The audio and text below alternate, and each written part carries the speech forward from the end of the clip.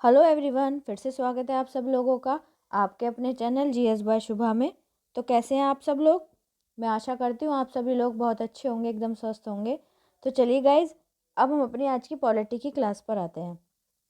तो जैसे कि आप लोग जानते ही हैं, पॉलिटी में अभी हम किसके बारे में पढ़ रहे हैं? हमारे जो फंडामेंटल राइट हैं या जो हमारे मूल अधिकार हैं, अभी हम उन्हीं के बारे में कंप्लीट डिटेल में पढ़ रहे हैं। तो आज की हमारी इस टॉपिक की 40वीं क्लास है। तो मेरी सभी से रिक्वेस्ट है, जो चैनल पर पहली बार आए हैं या फिर जो पहले से ही जो पढ़ रहे हैं या जिन्होंने पहली क्लासेस नहीं की है, तो आप एक बार उन क्लासेस को कीजिएगा। उसके बाद जो आज की क्लास है आपको और अच्छे तरीके से समझ आएगी। ठीक है? सॉरी। तो चलिए, अब क्लास शुरू करने से पहले मैं एक बात आपको और बता दूं कि जो फंडामेंटल राइट हैं, जो मूल अधिकार हैं, वो हमारे 6 होते हैं। उसके बारे में हम पढ़ चुके हैं, उसके बारे में हम जान चुके हैं। लेकिन हम जानते हैं कि जो हमारे फंडामेंटल राइट हैं, आर्टिकल 35 तक आते हैं। ठीक है, 32 तक तो ज़्यादातर सभी पढ़ते हैं, सभी लोग सबको पढ़ा देते हैं। लेकिन आर्टिकल 33, 34 और 35 जो रहता है, वो बोल देते हैं कि एग्ज़ाम पॉइंट ऑफ व्यू से इम्पोर्टेंट नहीं है। तो सारी चीज़ें एग्ज़ाम पॉइंट ऑफ व्यू से ही पढ़ना ज़रूरी नहीं होता, हमको डिटेल में भी सारी चीज़ें पता होनी चाहिए। जब पढ़ाई में बेसिक से रही हूँ तो इसलिए कोई भी चीज़ छोड़ूंगी नहीं। एक बार आप इसको जब पढ़ लेंगे आपको समझ आ जाएगा। ज़रूरी नहीं है कि जो एग्ज़ाम में आए बस हमको वही पढ़ना है, थोड़ा एक्स्ट्रा भी पढ़ना चाहिए। इन केस एग्ज़ाम में इससे क्वेश्चन आ गया तो छूट जाएगा क्वेश्चन। पढ़ने में कोई बुराई नहीं है। जो बिल्कुल बेसिक से पढ़ रहे हैं या फिर बेसिक से नहीं भी पढ़ रहे हैं, कोई अगर नई चीज़ हम पढ़ते हैं तो उसको हमको पढ़ना चाहिए। ठीक है? तो आर्टिकल 33 हम पढ़ चुके थे, आज हम पढ़ेंगे आर्टिकल 34 के बारे में। इसके साथ ही इसके जो एक्सेप्शंस हैं, जो हमारे फंडामेंटल राइट्स के जो एक्सेप्शंस हैं, सारी चीज़ें सब कुछ मैं डिटेल में पढ़ाने वाली हूँ। ठीक है? किसी भी तरीके की कोई जल्दबाजी नहीं होगी। और 2 दिन में, 4 दिन में या 6 दिन में एक नया सब्जेक्ट भी पढ़ाऊँगी। कोई सा भी देखूँगी, हिस्ट्री स्टार्ट करूँ या ज्योग्राफी या जो भी, वो उसको बोर्ड पे स्टार्ट करूँगी, बोर्ड पे पढ़ाना। ठीक है? तो चलिए अब आज की क्लास पर आते हैं। तो जैसे कि आप लोग जानते ही हैं, लास्ट क्लास में हमने 33 जो आर्टिकल है, जिसको किस नाम से जानते हैं, जिसको हम जानते हैं सशस्त्र बल एवं मूल अधिकार, अनुच्छेद 33। तो इसके बारे में हमने जान लिया था। इसके बारे में हमने ये पढ़ लिया था कि संसद को क्या क्या अधिकार है और क्या क्या अधिकार नहीं है। आज हम जो पढ़ेंगे, आज हम पढ़ेंगे आर्टिकल 34 के बारे में। तो जो आर्टिकल 34 है, जिसको हम किस नाम से जानते हैं, मार्शल लॉ एवं मूल अधिकार, जो कि किसके अंतर्गत आता है, आर्टिकल 34 के अंतर्गत ही आता है।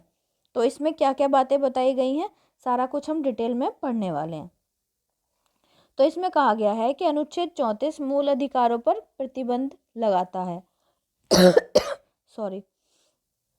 तो आर्टिकल 34 जो है, अनुच्छेद 34 जो है, वो क्या करता है, वो जो फंडामेंटल राइट्स हैं उन पर क्या लगाता है, प्रतिबंध लगाता है। ठीक है? रोक लगाता है। अब जो वर्ड मैं बोलती हूँ प्रतिबंध वगैरह, इसको एज इट इज़ ही आप पढ़ो तो आपके हैबिट में आ जाएगा। क्योंकि हमारी जो लोकल लैंग्वेज होती है, जो हम डेली बेस पर जो लैंग्वेज बोलते हैं, वो इससे बिल्कुल डिफरेंट होती है और एग्ज़ाम में जो आता है वो इसी तरीके की आती है लैंग्वेज। ठीक है? तो प्रतिबंध लगाता है। तो हम ये कह सकते हैं कि आर्टिकल 34 जो है वो फंडामेंटल राइट्स पर प्रतिबंध लगाता है। तो क्या प्रतिबंध लगाता है, कब लगाता है? जब भारत में कहीं भी मार्शल लॉ लागू हो, या हम ऐसे कह सकते हैं कि भारत में जब कहीं भी मार्शल लॉ लग जाता है तो उस टाइम पे क्या होता है, आर्टिकल 34 जो हमारे फंडामेंटल राइट्स हैं उन पर बैन लगा देता है या फिर प्रतिबंध लगा देता है। यह संसद को इस बात की शक्ति देता है कि किसी भी सरकारी कर्मचारी को या अन्य व्यक्ति को उसके द्वारा किए जाने वाले कार्यों की व्यवस्था को बरकरार रखे या पुनर्निर्मित करे। संसद किसी मार्शल लॉ वाले क्षेत्र में जारी दंड या अन्य आदेश को वैधता प्रदान कर सकता है। साथ ही साथ जो आर्टिकल 34 है वो और क्या शक्ति देता है संसद को, वो संसद को यह शक्ति देता है कि किसी भी सरकारी कर्मचारी, मतलब कोई भी सरकारी कर्मचारी है या अन्य व्यक्ति है, उसके द्वारा किए जाने वाले कार्य की व्यवस्था को बरकरार रखे।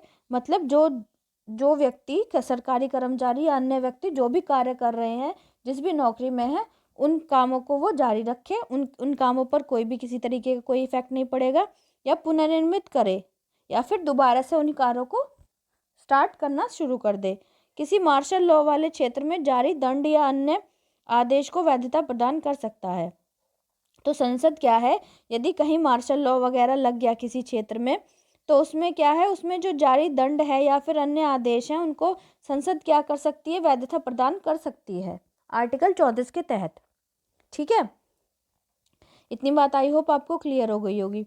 चलिए अब नेक्स्ट आगे चलते हैं। आगे इसमें क्या कहा गया है, आगे बताया गया है कि संसद द्वारा बनाए गए क्षतिपूर्ति अधिनियम को किसी न्यायालय में केवल इस आधार पर चुनौती नहीं दी जा सकती कि वह किसी मूल अधिकार का उल्लंघन है। यदि संसद द्वारा कोई क्षतिपूर्ति अधिनियम बनाया गया है तो उसको किसी न्यायालय में केवल इस आधार पर चुनौती नहीं दे सकते, किस आधार पर कि ये क्या है, मूल अधिकार का उल्लंघन है, यदि आर्टिकल 34 के तहत वो नियम बनाया गया है संसद के द्वारा। ठीक है सॉरी, चलिए अब नेक्स्ट आगे चलते हैं। तो आगे इसमें क्या कहा गया है कि मार्शल लॉ के सिद्धांत को अंग्रेजी कानून से लिया गया है। अब ये जो मार्शल लॉ है इसका जो सिद्धांत है कि ये मार्शल लॉ क्या है, इसका जो सिद्धांत लिया है वो लिया कहाँ से गया है, वो अंग्रेजी कानून से लिया गया है। ठीक है, हालांकि मार्शल लॉ की संविधान में व्याख्या नहीं की गई, इसका शाब्दिक अर्थ है सैन्य शासन। हालांकि हम ये जानते हैं कि जो मार्शल लॉ है इस शब्द की संविधान के अंदर कोई भी व्याख्या नहीं की है, इसकी कोई भी एक्सप्लेनेशन हमारे कॉन्स्टिट्यूशन के अंदर, जो इंडियन कॉन्स्टिट्यूशन है उसके अंदर नहीं दी गई है। वैसे इसका जो शाब्दिक अर्थ होता है वह होता है सैन्य शासन, यानी कि सेना का शासन। जब देश के अंदर सारी मशीनरी फेल हो जाती हैं सरकार द्वारा, या फिर कोई बाहरी आक्रमण है, कुछ भी है, किसी तरीके की कोई कंडीशन क्रिएट होती है, तो उस टाइम पे क्या होता है कि जो सेना होती है, सेना का शासन हो जाता है, मतलब सेना द्वारा प्रशासन जो भी है वो फिर चलाया जाता है। ठीक है, आगे देखिए, आगे देखते हैं। आगे है कि यह ऐसी स्थिति का परिचालक है जहां सेना द्वारा सामान्य प्रशासन को अपने नियम कानूनों के तहत संचालित किया जाता है। अब यह ऐसी स्थिति है, जो मार्शल लॉ है, ऐसी कंडीशन है, ऐसी परिस्थिति है कि ऐसी स्थिति का परिचालक करती है कि जहां सेना के द्वारा सामान्य प्रशासन को, मतलब जो सामान्य प्रशासन है, जो जनता है, उसको किसके द्वारा चलाया जाता है, नियम कानूनों के, वो खुद के, जो सेना है वो खुद के नियम कानून बनाती है और अपने हिसाब से जनता के ऊपर प्रशासन करती है। ठीक है, इस तरह वहाँ साधारण कानून निलंबित हो जाता है। इस तरीके से वहाँ जो साधारण कानून है, जो अब तक जो जितना भी नियम कानून जो भी हमारे संविधान के अंदर या फिर संसद के द्वारा बनाए गए हैं, वो उस जब मार्शल लॉ लागू होता है तो वहाँ वो क्या हो जाते हैं, कुछ टाइम के लिए, जब तक वहाँ मार्शल लॉ रहता है, वो निलंबित हो जाते हैं और सरकारी कार्य को सैन्य अधिकरण के अधीन किया जाता है। और सरकारी जितने भी काम हैं उनको किसके अधीन कर दिया जाता है, सैन्य जो अधिकरण है उनके अधीन, मतलब कि सब कुछ सेना के अधीन हो गया। सेना जिस प्रकार से चाहेगी उस प्रकार से चीज़ों को चलाएगी। ठीक है, चलिए आगे चलते हैं। आगे है, यह सैन्य कानून से अलग है। अब ये जो मार्शल लॉ है, ये सैन्य कानून, जो सेना के अंदर जो कानून होता है ना एट प्रेजेंट में, या फिर सेना जिस तरीके से भी संचालित की जाती है, सेना के अंदर जो भी नियम कानून बनाए गए हैं संसद द्वारा या फिर संविधान द्वारा, जो भी एक्ट वगैरह हैं, यह उनसे बिल्कुल अलग है, उस जैसा नहीं है जो कि सशस्त्र बलों पर लागू होता है। मतलब यह सैन्य कानून से अलग है जो कि सशस्त्र बलों पर सॉरी, सशस्त्र बलों पर जो भी नियम कानून लागू होते हैं, ये जो मार्शल लॉ है ये बिल्कुल उससे डिफरेंट है, बिल्कुल डिफर है। ओके, मार्शल लॉ घोषित होने पर संविधान में कोई विशेष प्राधिकरण की व्यवस्था नहीं है। अब जो मार्शल लॉ है उसको घोषित होने पर संविधान में कोई इसकी विशेष प्राधिकरण की व्यवस्था नहीं की गई है कि हाँ स्पेशल में कोई चीज़ बताई गई हो, इस तरीके की कोई व्यवस्था हमारे संविधान के अंदर नहीं की गई है। हालांकि इसे अनुच्छेद 34 के तहत भारत में कहीं भी लागू किया जा सकता है। मतलब जो मार्शल लॉ है या फिर जो सैन्य शासन है, उसका जो हमारा जो कॉन्स्टिट्यूशन है उसके अंदर कोई पर्टिकुलर ऐसे कोई नहीं लिखा गया है, कोई अधिनियम या फिर कुछ इस तरीके से नहीं है, उसका पर्टिकुलर कोई टॉपिक नहीं है हालांकि इसको क्या है, जो आर्टिकल 34 है, जो हमारा अनुच्छेद 34 है, उसके तहत भारत में कहीं भी लागू किया जा सकता है। मतलब यदि कहीं भी मार्शल लॉ लगता है तो आर्टिकल 34 के तहत वो लग जाएगा, लेकिन कोई पर्टिकुलर नहीं है कि हाँ एग्जैक्ट जैसे हमारे फंडामेंटल राइट्स हैं, फंडामेंटल ड्यूटीज़ हैं, डीपीएसपीज हैं, इसी तरीके ऐसा कोई मार्शल लॉ का कोई अलग प्रावधान नहीं है हमारे संविधान के अंदर। यदि कहीं मार्शल लॉ लगता भी है तो वो आर्टिकल 34 के तहत लागू हो जाएगा। आई होप इतनी बात आपको क्लियर हो गई होगी। ठीक है, चलिए अब नेक्स्ट आगे चलते हैं। आगे कहा गया है कि मार्शल लॉ को असाधारण परिस्थितियों जैसे युद्ध, अशांति, दंगे या कानून का उल्लंघन आदि में लागू किया जाता है। अब जो मार्शल लॉ होता है उसको लागू कब कब किया जाता है, कब लागू होता है भारत के अंदर मार्शल लॉ, या कब लागू हो सकता है? यदि युद्ध हो रहा हो किसी अन्य देश से, या फिर भारत के अंदर अशांति फैली हो, दंगे वगैरह हो रहे हो, या कानून का उल्लंघन करता है कोई कहीं, तो आदि पर क्या है, जब सरकार के कंट्रोल में कोई चीज़ नहीं रहती तो फिर क्या है, मार्शल लॉ लगा देगी। फिर उसको सेना द्वारा, जो सेना है भारत की, उसके द्वारा कंट्रोल किया जाएगा। इसका न्यायोचित उद्देश्य यही है कि समाज में व्यवस्था बनाई रखी जा सके। जो मार्शल लॉ है भारत के अंदर आर्टिकल 34 के तहत, उसका उद्देश्य क्या है? उसका उद्देश्य केवल इतना है कि समाज में व्यवस्था बनाई रहे। सॉरी, मतलब ये से केवल इसलिए लागू किया जा सकता है आज तक। हालांकि अब तक जब जब से हमारा देश आज़ाद हुआ है मार्शल लॉ कभी लगा नहीं है, बट फिर भी ये चीज़ है, हमको पता होनी चाहिए कि हाँ ये भी होता है हमारे संविधान के अंदर। ये सब चीज़ें भी बताई गई हैं, हमको पता होना चाहिए। तो इसका उद्देश्य क्या है? मार्शल लॉ का उद्देश्य केवल इतना है कि जो समाज है हमारा, उसके अंदर व्यवस्था बनी रहे। ठीक है, चलिए हम नेक्स्ट आगे चलते हैं। आगे क्या कहा गया है? आगे बताया गया है कि मार्शल लॉ के क्रियान्वयन के समय सैन्य प्रशासन के पास जरूरी कदम उठाने के लिए असाधारण अधिकार मिल जाते हैं। वे अधिकारों पर प्रतिबंध, यहाँ तक कि किसी मामले में नागरिकों को मृत्युदंड तक लागू कर सकता है। अब जब मार्शल लॉ क्या क्या कि जो मार्शल लॉ है इसकी जो क्रियान्वयन है, मतलब जब मान लीजिए कि मार्शल लॉ लागू हो गया किसी भी स्टेट के ऊपर, किसी भी राज्य के ऊपर, तो मार्शल लॉ क्रियान्वयन के समय जो सेना है, जो सैन्य प्रशासन है, उसके पास जरूरी कदम उठाने के लिए असाधारण अधिकार मिल जाते हैं। मतलब कि उसको असाधारण अधिकार, पूरी तरीके से जितने भी अधिकार हैं असाधारण अधिकार उसको प्राप्त हो जाते हैं, क्योंकि उसको क्या करना, उसको एक तरीके से जो व्यवस्था भंग हुई है उसको दोबारा से पुनः उसको स्थापित करना है, व्यवस्था बनानी है। तो उसके हाथ में क्या है, असाधारण जो अधिकार हैं उसे मिल जाते हैं। वे अधिकारों पर प्रतिबंध, यहाँ तक कि जो प्रत्येक व्यक्ति के जो अधिकार होते हैं, जो फंडामेंटल राइट होते हैं, या और भी जो अधिकार होते हैं, उन पर क्या वो क्या कर सकते हैं, यदि व्यवस्था भंग हुई हुई है और मार्शल लॉ लागू है तो उसको भी क्या कर सकते हैं, उन अधिकारों पर भी प्रतिबंध लगा सकते हैं। यहाँ तक कि किसी मामले में नागरिकों को वो मृत्यु दंड तक भी दे सकते हैं, यदि इन केस कोई ऐसी कंडीशन आती है तो। ठीक है, हालांकि ये है कि हमारे जितने भी फंडामेंटल राइट हैं उनका क्या है, जो इसमें से जो जीवन का अधिकार है, लेकिन उसका वो किसी भी तरीके से निरस्त नहीं होता। लेकिन इन केस अगर मार्शल लॉ है लगा हुआ है, सैन्य शासन है, तो यदि व्यवस्था भंग करता है कोई भी व्यक्ति, कोई या इस तरीके का कोई भी अपमानजनक कार्य करता है जिसको देश को क्षति पहुंचती है या किसी भी नागरिक को क्षति पहुंचती है, तो वो क्या कर सकता है, जो सैन्य प्रशासन है उसको मृत्युदंड भी दे सकता है। ठीक है, आई होप जो मैं एक्सप्लेन कर रही हूँ आपको अच्छे से समझ आ रहा होगा। एक्चुअली मेरे गले में बहुत ज़्यादा प्रॉब्लम हो रही है, बोलने में भी ना बहुत प्रॉब्लम हो रही है, बट मैं कोशिश कर रही हूँ जितना अच्छे से एक्सप्लेन किया जा सके। ठीक है, चलिए चलिए अब आगे चलते हैं। आगे इसमें क्या कहा गया है कि उच्चतम न्यायालय ने घोषणा की कि मार्शल लॉ प्रतिक्रियावादी परिणाम के तहत बंदी प्रत्यक्षीकरण रिट को निलंबित नहीं कर सकता।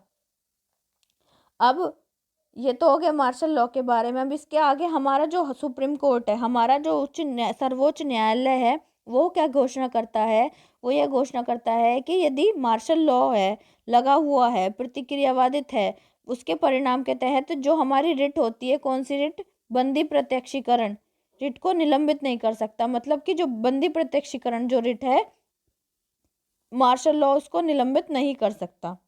ठीक है, आगे इसमें कहा गया है कि अनुच्छेद 34 के तहत मार्शल लॉ की घोषणा अनुच्छेद 352 के अंतर्गत राष्ट्रीय आपातकाल की घोषणा से भिन्न है।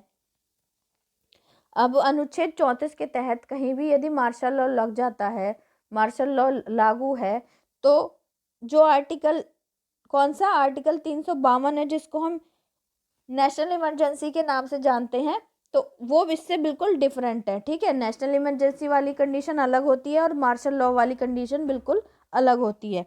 अब वो भिन्न कैसे कैसे हैं, दोनों के बीच निम्न अंतर हैं। दोनों के बीच अंतर क्या क्या है, अब हम उन अंतरों के बारे में जानेंगे। तो यदि मार्शल लॉ है तो, या सैन्य कानून है, तो यह सिर्फ मूल अधिकारों को प्रभावित करता है। जो मार्शल लॉ है ये केवल किसको प्रभावित करता है, ये केवल मूल अधिकारों को ही प्रभावित करता है। और साथ ही साथ आगे क्या है, और आगे है राष्ट्रीय आपातकाल, नेशनल इमरजेंसी। वो क्या करता है, यह न केवल मूल अधिकारों को प्रभावित करता है बल्कि केंद्र राज्य संबंधों को भी प्रभावित करता है। इसके अलावा राजस्व वितरण एवं निकाय शक्तियों को प्रभावित करने के साथ संसद का कार्यकाल भी बढ़ सकता है या फिर बढ़ा सकता है। देखो, जहां मार्शल लॉ है तो वो तो क्या है, केवल क्या करेगा, केवल जो फंडामेंटल राइट्स है, मूल अधिकार है, उन्हीं को प्रभावित करेगा। लेकिन जहां यदि 300 आर्टिकल 352 के तहत नेशनल इमरजेंसी लगी है, तो हम कह सकते हैं कि यह न केवल मूल अधिकारों को प्रभावित करता है, मतलब मूल अधिकारों को तो प्रभावित करेगा, कौन सा, आर्टिकल 352, जिसको हम नेशनल इमरजेंसी, राष्ट्रीय आपातकाल के नाम से जानते हैं, बल्कि केंद्र राज्य संबंधों को भी प्रभावित करता है, बल्कि जो केंद्र और राज्य के बीच संबंध है उनको भी प्रभावित करता है, क्योंकि फिर उस पर जब नेशनल इमरजेंसी होगी तो केंद्र का ही तो शासन हो गया। इसके अलावा राजस्व वितरण एवं निकाय शक्तियों को प्रभावित करने के साथ संसद का कार्यकाल भी बढ़ा सकती है, और साथ ही साथ जो संसद है, जो पार्लियामेंट है, उसका कार्यकाल भी आगे एक्सटेंड कर सकती है। ठीक है, चलिए नेक्स्ट आगे चलते हैं। आगे क्या कहा गया है, आगे है मार्शल लॉ और राष्ट्रीय आपातकाल में अगला जो डिफरेंस है वो है, यह मार्शल लॉ में क्या क्या कहा गया है, यह सरकार एवं साधारण कानूनी न्यायालय को निलंबित करता है। अब जब जहाँ कोई किसी एरिया पर, किसी क्षेत्र पर यदि मार्शल लॉ लग गया तो ये क्या करेगा, यह सरकार और साधारण कानून, जो कानूनी न्यायालय है, उनको निलंबित करता है। और राष्ट्रीय आपातकाल के समय क्या होता है, यह सरकार एवं सामान्य कानूनी न्याय को जारी रखता है। और ये क्या है, लेकिन यहाँ क्या है, यहाँ जो सरकार है और जो सामान्य कानून न्याय है उसको ये जारी रखता है, कौन, जब राष्ट्रीय आपातकाल के समय, नेशनल इमरजेंसी के समय। ठीक है, अब अगला अगला क्या है, मार्शल लॉ में क्या बताया गया है, यह कानून एवं व्यवस्था को भंग होने पर उसे दोबारा निर्धारित करता है। यदि कानून और व्यवस्था भंग हो गई, वहाँ मार्शल लॉ लग गया, फिर जब मार्शल लॉ हट जाएगा तो वहाँ क्या होगा कि जो कानून और व्यवस्था भंग हुई है उसको दोबारा से निर्धारित भी कर देगा। लेकिन जब राष्ट्रीय आपातकाल लग गई, नेशनल इमरजेंसी लग गई, यह सिर्फ 3 आधारों पर ही लागू हो सकती है। नेशनल इमरजेंसी कब, 3 आधारों पर कब कब लागू हो सकती है, यदि कहीं युद्ध की स्थिति बन रही है, या बाहरी आक्रमण है, या फिर सशस्त्र विद्रोह है, तो उस टाइम पे क्या होगा, नेशनल इमरजेंसी लग जाएगी।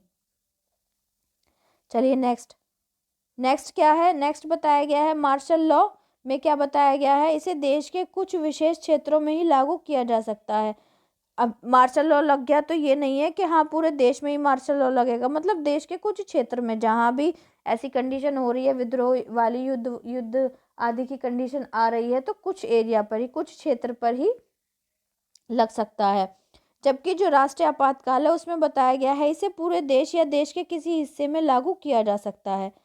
नेशनल इमरजेंसी को तो हम पूरे देश में भी लागू कर सकते हैं एक साथ, या फिर देश के किसी हिस्से में भी, लेकिन जो मार्शल लॉ है वो केवल एक पर्टिकुलर एरिया में लगेगा। जैसे कि ये मान लीजिए कि ये जम्मू और कश्मीर है, तो जम्मू और कश्मीर पर ही ये लागू होगा, लेकिन जो नेशनल इमरजेंसी है वो पूरे भारत में लागू हो सकती है एक टाइम पे। आई होप जो मैं आप एक्सप्लेन कर रही हूँ आपको समझ आ रहा होगा। चलिए नेक्स्ट, आगे इसमें कहा गया है मार्शल लॉ में क्या बताया गया है कि इसके लिए संविधान में कोई विशेष व्यवस्था नहीं है, यह अव्यक्त है। अब मार्शल लॉ के लिए संविधान में कोई विशेष व्यवस्था नहीं है, जैसा मैंने आपको पहले बता दिया था। जबकि जो राष्ट्रीय आपातकाल है या फिर जो नेशनल इमरजेंसी है उसमें क्या है, संविधान में इसकी विशेष व्यवस्था है, यह सुस्पष्ट एवं विस्तृत है। नेशनल इमरजेंसीज तो हैं हमारे कॉन्स्टिट्यूशन के अंदर, तो ये क्या है, सुस्पष्ट भी और विस्तृत भी है। ठीक है, सो ये था हमारा आर्टिकल 34 जिसको हम मार्शल लॉ या फिर मूल अधिकार के नाम से जानते हैं। इसमें पता चल गया होगा आपको कि मार्शल लॉ होता क्या है, कब कब लागू होता है, और जब लागू होता है तो क्या क्या कंडीशन बनती हैं, क्या क्या सिचुएशंस आती हैं और उसको कैसे कैसे हैंडल किया जाता है। ठीक है, आई होप ये आपको अच्छे से क्लियर हो गया होगा। अब नेक्स्ट जो हमारा आता है आर्टिकल 35, उसमें हम क्या पढ़ेंगे कि कुछ जो मूल अधिकार हैं, अधिकारों का क्या प्रभाव है। ठीक है, धीरे धीरे हम आगे जो चीज़ रह गई हैं, जो चीज़ ऐसी हैं कि हमको जाननी चाहिए, इन केस क्वेश्चन ना भी आए लेकिन हमको उनके बारे में पता होना चाहिए, वो सारी चीज़ें मैं आपको पढ़ा दूंगी। ठीक है, तो मैं आशा करती हूँ आज की क्लास आपको अच्छी लगी होगी और समझ आई होगी। क्लास में थोड़ा सा डिस्टर्बेंस हुआ है क्योंकि तबीयत ठीक नहीं है, गला बहुत ही ज़्यादा प्रॉब्लम कर रहा है। ठीक है, तो अगर अच्छी लगी है, समझ आई है, प्लीज़ लाइक भी कीजिएगा और कमेंट में ज़रूर बताइएगा, और बच्चों तक भी इस क्लास को शेयर कीजिएगा और इस चैनल के लिंक को भी शेयर कीजिएगा ताकि ज़्यादा से ज़्यादा लोग इस चैनल से जुड़ सकें और डिटेल में जीएस पढ़ सकें। अगर आप इस चैनल पर नए हैं, पहली बार आए हैं, तो प्लीज़ चैनल को सब्सक्राइब ज़रूर कीजिएगा, बेल आइकन को भी प्रेस कीजिएगा ताकि जब मैं वीडियो अपलोड करूँ तो आप तक नोटिफिकेशन आ जाए। ठीक है गाइज़, और एक और बात बतानी है आपको कि आज केमिस्ट्री की क्लास नहीं हो पाएगी क्योंकि केमिस्ट्री में मुझे इलेक्ट्रॉनिक कॉन्फ़िगरेशन पढ़ानी है और उसके लिए तबीयत पूरी तरीके से ठीक होनी ज़रूरी है क्योंकि गले में बहुत ज़्यादा प्रॉब्लम हो रही है। बस ये है कि ये क्लास तो जैसे तैसे कंप्लीट हो पाई है, तो कोशिश करूँगी कि कल तक सारी तबीयत ठीक हो जाए और मंडे में अच्छे से आपको इलेक्ट्रॉनिक कॉन्फ़िगरेशन अच्छे से एक्सप्लेन कर पाऊँ। ठीक है, तो आज के लिए इतना ही, मिलते हैं अब मंडे वाली क्लास में, तब तक के लिए थैंक यू वेरी मच।